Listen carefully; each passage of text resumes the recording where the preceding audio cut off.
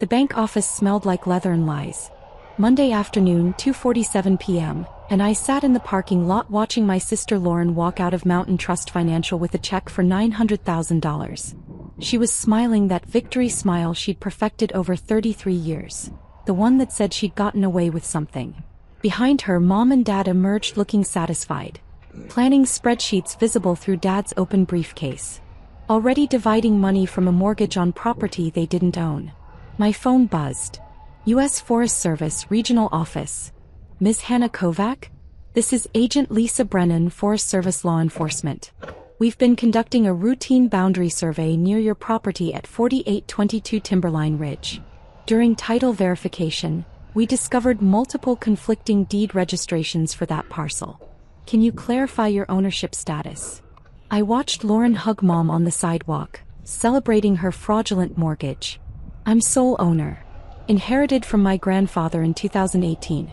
Title recorded with county, surveyed and marked in 2019. That matches our original records. However, we're now seeing 10 additional deed filings for the same property, all dated within the past 6 months. Different names. Different ownership claims. All originating from Lauren Kovac's legal representation. Professional pause. Ms. Kovac, this looks like systematic deed fraud. We're required to report this to federal prosecutors because it involves property adjacent to national forest land. My sister just secured a $900,000 mortgage using fraudulent ownership claims. I felt remarkably calm. She told the bank the wilderness property was shared family asset. Provided fake documentation showing multiple family members with ownership stakes. That mortgage is federal wire fraud if it crossed state lines. And the forged deeds are felonies, each one. Agent Brennan's voice hardened. How fast can you get to our office with your original documentation? 30 minutes. Come now. Bring everything. This just became a federal case. I hung up, started my truck, drove past Lauren, who was still celebrating on the sidewalk, completely unaware that Forest Service boundary surveys had just exposed her entire scheme. The Forest Service office was utilitarian and serious. Agent Brennan was 40-something, looked like she'd spent 20 years catching people who thought federal land was negotiable. She spread documents across the conference table. My grandfather's original deed, my inheritance paperwork, and then 10 forged deeds Lauren had filed over 6 months. This is sophisticated fraud. Brennan pointed to the forgeries. Each deed claims partial ownership. Your parents, 3 cousins, 2 uncles, your grandmother, all supposedly granted fractional interests by your grandfather before his death. Except your grandfather's will, and the probate court explicitly left the entire property to you alone. Lauren's a paralegal. She knows how to file county documents. I studied the forgeries, nearly perfect replicas with altered beneficiary information. She's been planning this for months. And the mortgage company didn't catch it because they did title search showing multiple registered deeds. Made it look like legitimate shared family property. Brennan pulled up banking records. The $900,000 loan was approved based on these fraudulent ownership claims. Your sister represented herself as authorized to mortgage family property with full consent. She didn't have my consent. I didn't even know about the mortgage until I saw her at the bank today.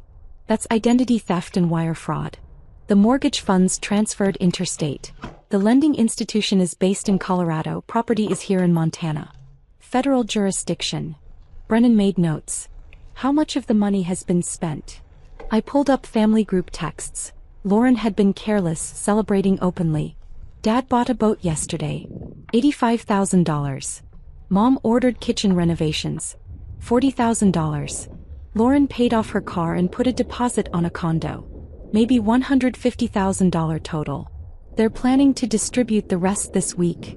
Shares, based on the fake ownership percentages. Brennan was already on her phone.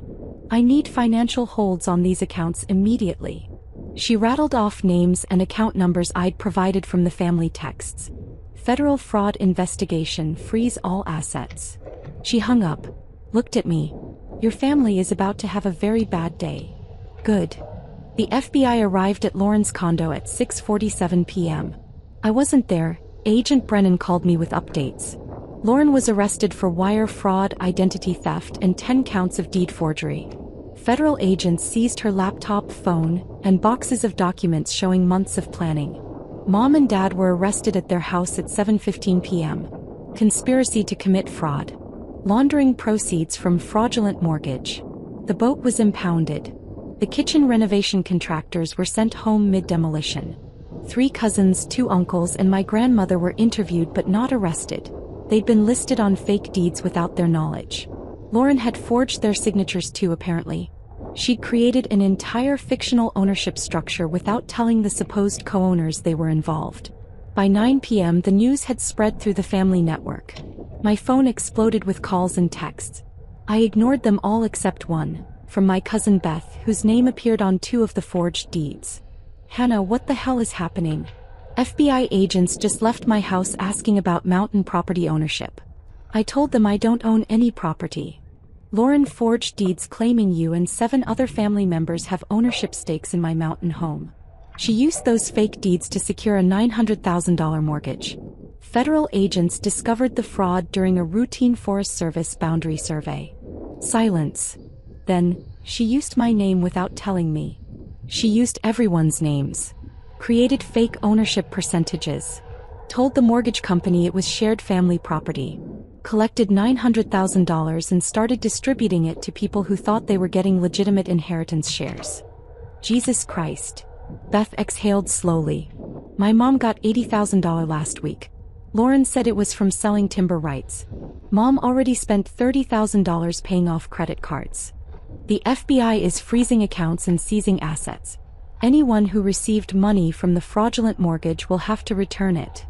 I felt bad for people like Beth's mom. Innocent recipients who'd trusted Lauren's explanations. The mortgage was fake. The ownership was fake. All of it was fraud. Beth made a sound somewhere between laugh and sob. "Lauren's going to prison." Yes. The federal prosecutor moved fast. Lauren was denied bail. Flight risk with access to legal document filing systems. Mom and Dad made bail but had everything seized.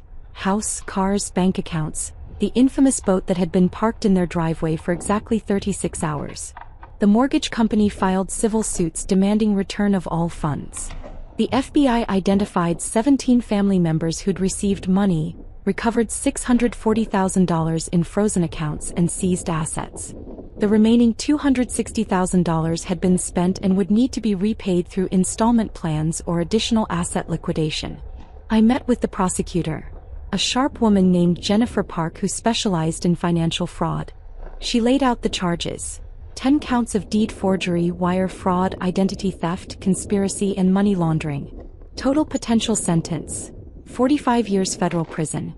"Your sister created a sophisticated fraud scheme that would have succeeded if not for routine federal boundary surveying," Jennifer said. "She researched title procedures, created convincing forgeries, manipulated family members into accepting fraudulent distributions. This wasn't opportunistic crime. This was calculated, systematic fraud." Will she take a plea deal? Probably. Federal prosecutors win 95% of cases that go to trial. Her attorney knows that. Jennifer closed the file. But even with a plea, she's looking at minimum 8 to 10 years. And everyone who received money, even innocent recipients, will have to repay. The mortgage company has valid claims for recovery. I thought about Beth's mom who'd used $30,000 of fraud money to pay off legitimate debts, now facing demands to repay it. About my uncle who'd bought a used truck. About my grandmother who'd deposited her share into savings. The people who didn't know it was fraud, they'll lose everything.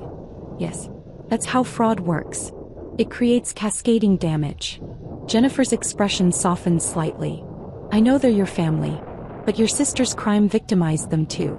They're not criminals. They're victims who have to make restitution because they can't keep stolen money, even if they didn't know it was stolen." Fair. Brutal. True. Lauren pled guilty 4 months later. 12 years federal prison, $900,000 in restitution, permanent disbarment from legal practice.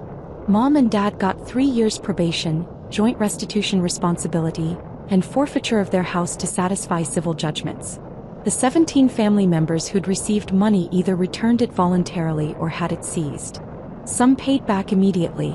Others faced wage garnishment and payment plans stretching years into the future.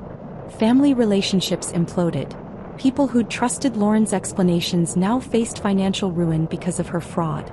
My mountain home remained exactly what it had always been. Wilderness property I'd inherited from Grandpa. 40 acres of forest adjacent to national land. The property Lauren had tried to convert into $900,000 by inventing fake co-owners. The mortgage was voided. The forged deeds were expunged from county records. My sole ownership was reconfirmed with additional security measures to prevent future fraud. I never spoke to Lauren again. She sent letters from prison, mostly justifications about how she'd just wanted to help family access their rightful inheritance, and how Grandpa should have shared the property equally. I returned them unopened. Mom and Dad tried to reconcile. Apologetic emails.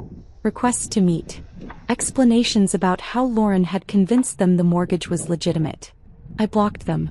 They'd seen the fake deeds. They'd participated in spending the money. They'd known it wasn't right and done it anyway. Some family relationships can't survive federal fraud conspiracy charges. 2 years later, I still live in my mountain home part-time. Work remotely as a software engineer. Hike the 40 acres. Maintain the trails Grandpa built. The property is exactly what he intended when he left it to me. Protected wilderness, not liquidated asset. I ran into Beth at a coffee shop in town. Awkward moment, but she approached me. My mom finished her repayment plan last month. 5 years of payments to return the $80,000 Lauren gave her. Beth looked tired. She lost her savings. Had to sell her car. Still doesn't really understand how it was fraud when Lauren had legal documents. I'm sorry. I meant it. Beth's mom had been genuinely innocent. Lauren destroyed a lot of lives. Beth studied her coffee. Not just hers. Everyone who trusted her. Yes. We sat in silence for a moment. Then Beth asked, "Do you ever feel guilty for reporting it?" No. Lauren forged legal documents and secured fraudulent mortgage on my property. I reported a crime. The consequences are hers. I looked at Beth directly. I didn't create the fraud. I just refused to let it continue. She nodded slowly. Fair enough. On quiet evenings now, I sit on my deck watching sunset over the mountains. 40 acres Grandpa protected by leaving it to the one grandchild who'd preserve rather than liquidate it. He knew Lauren would try something. Knew my parents would support her.